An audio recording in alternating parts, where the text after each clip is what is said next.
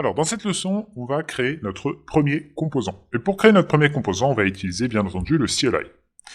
Alors, on pourrait évidemment créer le composant sans le CLI, mais c'est beaucoup plus simple avec le CLI, donc on va voir un petit peu comment cela fonctionne. Alors, première chose qu'on va faire, c'est d'ouvrir notre console.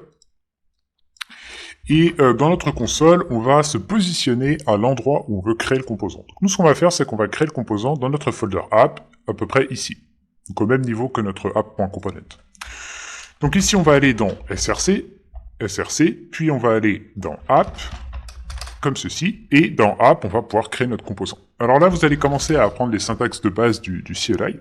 Vous allez voir que c'est excessivement simple. Donc on avait déjà présenté le ngserve qui nous permettait de lancer l'application, qui était exactement l'équivalent de faire npm start, puisque, rappelez-vous, le script npm start, qui est situé dans le package.json, lance tout simplement ngserve. Toujours est-il que nous, on va ici créer un component. Donc pour créer un élément à partir du CLI, on va utiliser ng, pour faire référence au CLI bien entendu.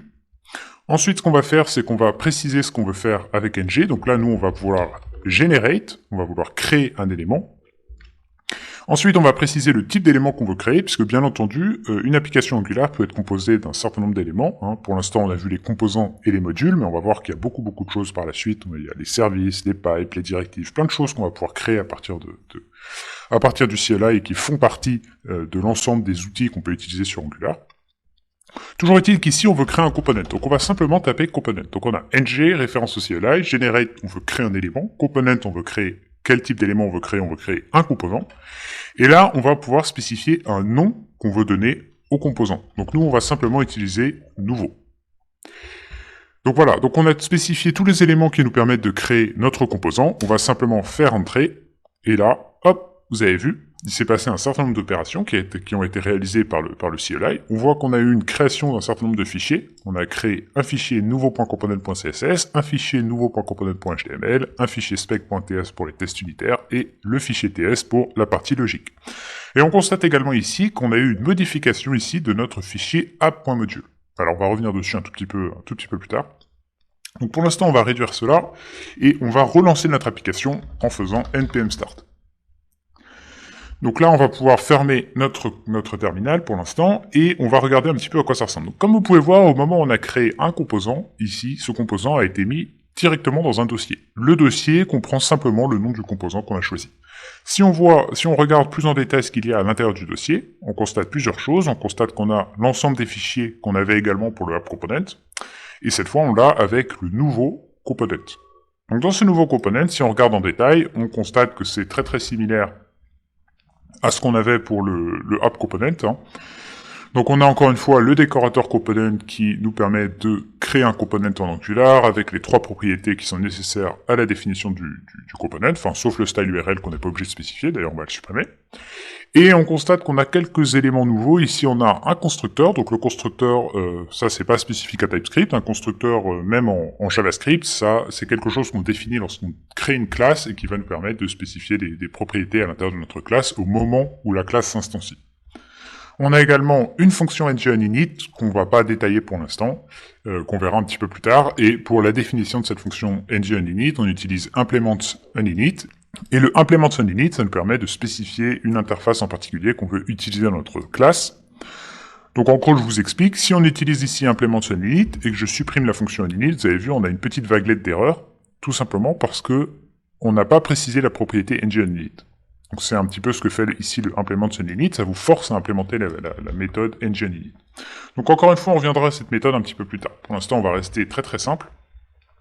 On va également ici supprimer le fichier spec, on n'en a pas besoin. Pas besoin de tester notre component, de toute façon on va quasiment rien mettre dedans. Et maintenant on va vouloir utiliser notre component.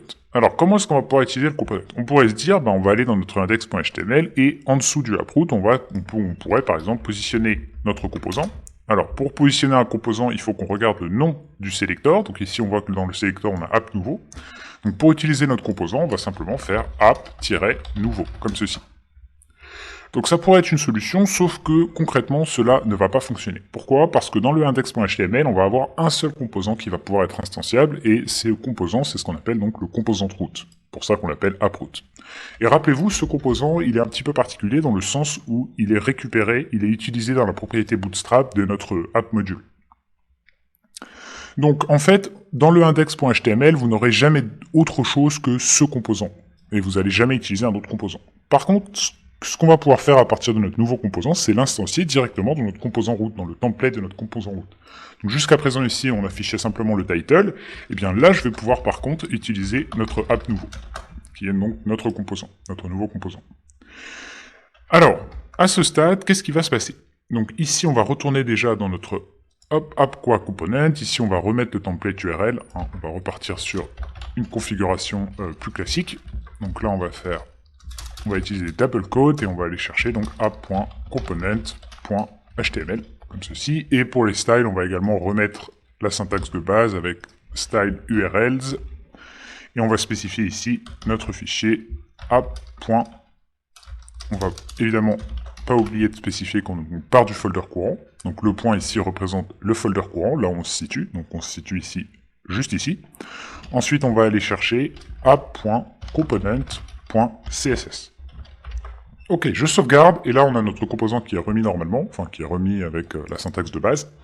Et maintenant, donc dans le template, on va utiliser notre app nouveau. Donc on va regarder ce que ça donne, je retourne sur Chromium, et là vous avez vu, on a nouveau works. Alors pourquoi on a ce texte en particulier? Eh bien, on va regarder un petit peu ce qu'on retrouve dans le fichier HTML de nouveau.component, et vous avez vu, on retrouve un paragraphe avec à l'intérieur nouveau works. Donc ça, c'est un texte qui est mis par défaut par le CLI au moment où il va créer votre composant. Et de cette façon, vous avez vu, on a créé un nouveau composant et on a réussi à l'utiliser dans notre composant root, directement via le template.html. Alors, comment est-ce qu'il se fait que le navigateur comprenne ce que c'est que le app nouveau ici?